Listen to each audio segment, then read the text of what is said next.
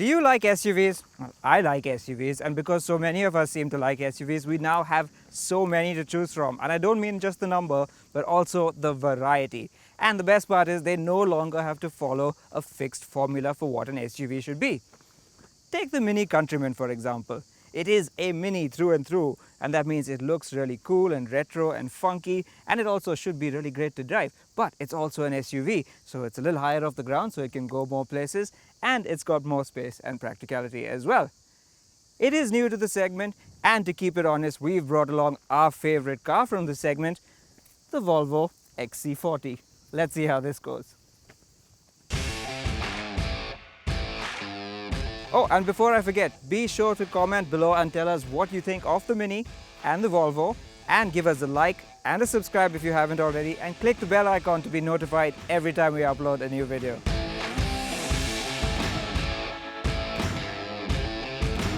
So both these cars take a slightly different and quite unconventional approach to the compact luxury SUV formula.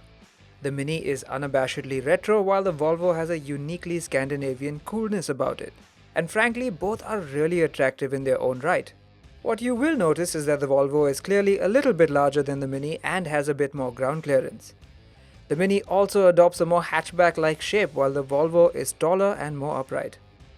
Now, mechanically, neither of these cars is really an SUV with proper off-roading capabilities. Instead, they're crossovers. But while the XC40 has an all-wheel drive system, all versions of the Countryman are front-wheel drive only. Not that most owners would ever need it, but at this price, they tend to expect it. And like the exterior, these two have very disparate approaches to their interiors, which I'm going to take a look at on the go.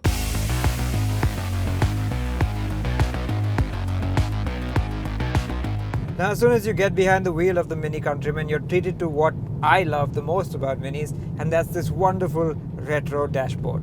There are circular motifs everywhere, like the one around the central screen, the door handles, the dials, and I really like these retro toggle switches they have everywhere. The other thing I've also noticed with this particular Mini is that it's not spec'd very well. While customization is usually synonymous with Minis, that's not the case here. Since the Countryman is the only Mini to be assembled in India, you cannot customize it at all, and instead you get 3 set variants, of which this Diesel Cooper SD is the mid-level spec. There are some aesthetic compromises like smaller 17-inch wheels and this dull grey trim on the dashboard. And on the equipment front, you miss paddle shifters and a rear-view camera, and you get this smaller 6.5-inch touchscreen compared to the top spec petrol trim. That being said, quality inside here is just superb.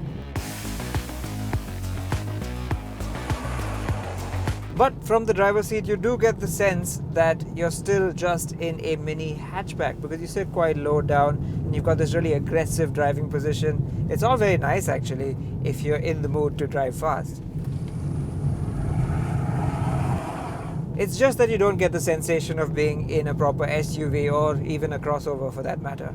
But what you will like from behind the wheel is the way this thing drives. The Countryman is a proper Mini in that respect, I'll tell you that much.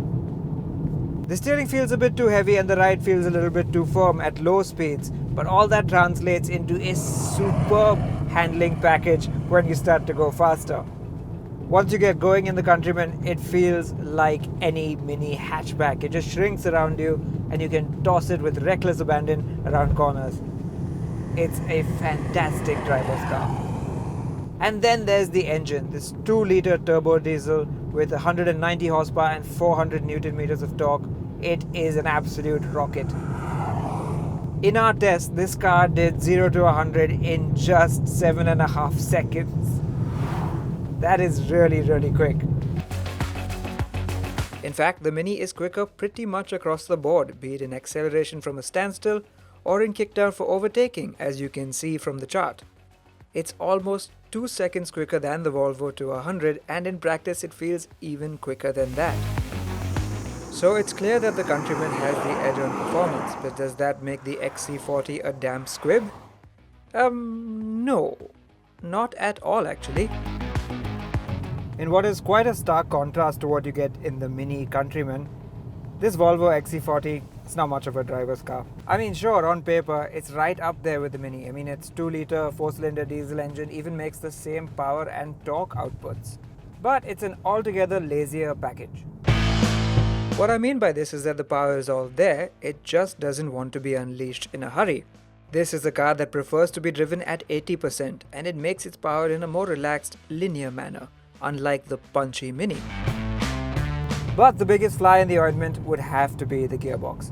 The engine isn't too bad on its own, but the gearbox takes its own sweet time to kick down and shift when you want it to the most. It's fine in everyday driving, but an enthusiast gearbox, this is not. The steering is really light and easy. It doesn't have a whole lot of feel. You sit quite high up and therefore you roll around a lot in corners. The suspension is soft and mushy, very comfortable, not one for handling. Where the XC40 makes it all up is in being a luxury SUV. And let's start with the SUV part. You're sat much higher off the ground and you can feel that from the driver's seat. You get a great view out and it feels like a proper SUV should, despite this actually being a compact crossover. And the other thing is the luxury. It's just so well appointed inside this cabin. Don't get me wrong, the Mini is too, but this one really feels special. The quality is right up there with the Mini, and the minimalist design has its own appeal. Some might not like the orange trim on this car, but you don't have to have it. And overall, this is a practical and well thought out interior. And finally, of course, there is Volvo's unbeatable equipment list. It is so vast, I don't think anybody could ever come close to it. In fact, I'm going to ring it up on the screen in comparison with what you get in the Mini right now. The Mini is decently equipped, but the XC40 is just next level. There are cars twice the price that don't even come close. The real ace up the Volvo sleeve is its bank of active and passive safety features. It even has semi-autonomous driving, which will drive the car for you provided the road is neatly marked out. Granted, much of this isn't really useful on Indian roads, but it's just incredible to see it on a 45 lakh SUV. So there you have it. While the Volvo might not be the most engaging or fun to drive, what it does instead is get the fundamentals of a luxury SUV just right. And then it goes that extra step to pamper you a little bit further. When it comes to practicality, they're quite evenly matched. The Mini has a slight edge on back seat space, while the Volvo's seat feels a tad low and upright. When it comes to boots, again they're pretty evenly matched, but the Volvo does have an edge with a floor that folds up into a luggage separator with bag hooks built into it. Both these cars do things a little differently from the usual crop of compact luxury SUVs, but they do it in very different ways. The Countryman, like all Minis, is really easy to fall in love with. It's got that real emotional appeal. It's fantastic to drive and it looks really cool and is quite stylish. It's also, because it's the Countryman version, very practical, and you could use this as a family car, no problem. However, for the money, you really just don't get enough out of this car. It's also at this point that you might find yourself asking, wouldn't a regular Mini 5-door hatchback be enough? Which is why the Volvo feels like the far more sensible choice. For similar money, you get so much more equipment, and yes, all-wheel drive as well. And on top of that, it's also a little bit more comfortable and it feels more like an SUV to drive.